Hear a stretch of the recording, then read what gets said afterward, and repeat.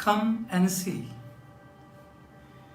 24th of August, Feast of Saint Bartholomew the Apostle. Reflection. My dear friends, he is one of the 12 apostles who followed the Lord completely. And he was a strong disciple, apostle who gave his life for the Lord. And he became one of the pillars of the church. We find in the first reading how this vision of church and Christ was manifested.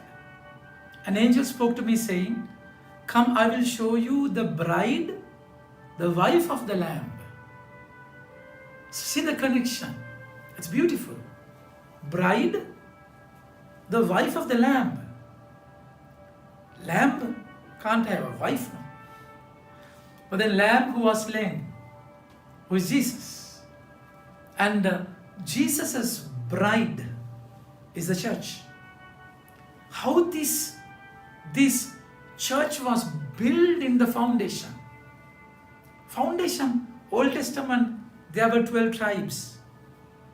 It speaks about, and he carried me away in the spirit, to a great high mountain, and showed me the holy city of Jerusalem, coming down out of heaven from God, having the glory of God, its radiance like most rare jewel, like jasper, clear as crystal.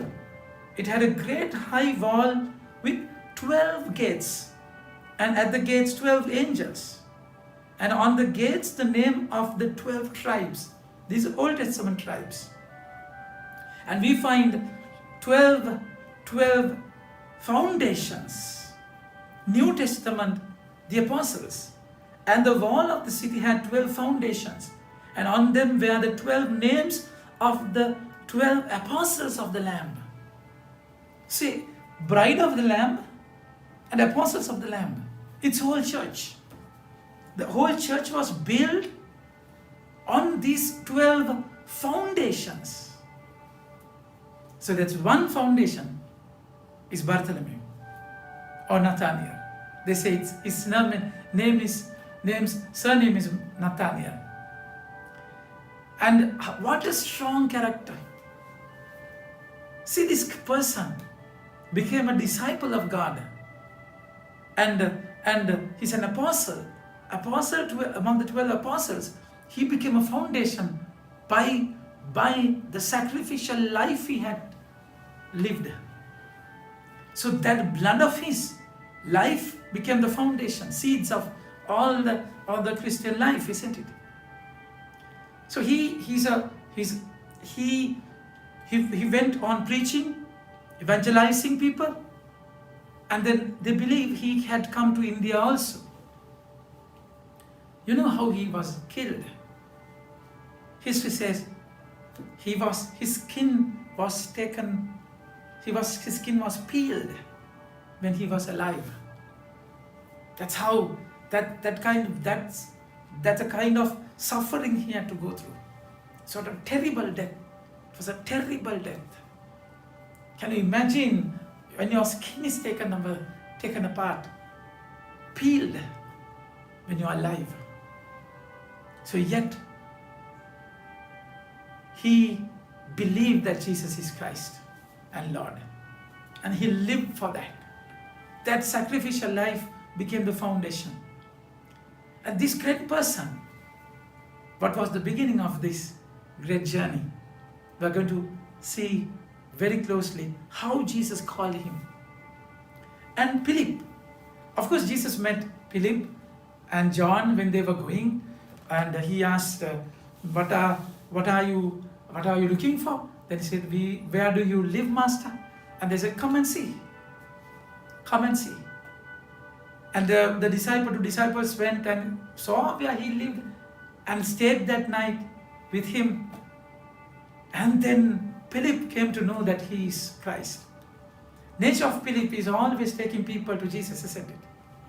So he comes to Nathanael and says, Philip found Nathanael and said to him, we have found him who of whom Moses in the law of apostles wrote, Jesus of Nazareth, the son of Joseph. And then he says, Nathanael says, can anything good come out of Nazareth? So this is how the glory was hidden. Nazareth was a small town, very small town. Few hundreds of people lived. In the Old Testament, this word was never mentioned, Nazareth. That's why the glory is hidden in human understanding. So then he said, come and see. This is all what can happen to us. You have to personally experience the Lord. It has to be a personal experience, without which you will never have a deep, profound foundation in your journey. So one can introduce him, but you have to experience it. It's your personal choice. So coming and going and seeing Jesus, there's a cost, there's a price to pay. Because when many are invited, few are chosen, they sent it. And they didn't want to go and enjoy the banquet of the king's son's party.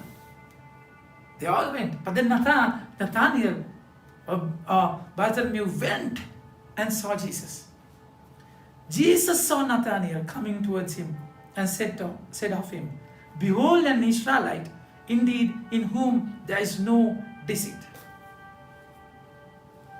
When Nathanael wanted to see Jesus, when Philip said, come and see, Jesus had already seen him.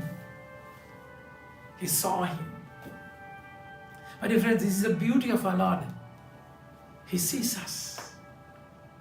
He sees our future, sees our present, and the past. He was saying, before Philip called, when you were under the fig tree, I saw you. This is the past.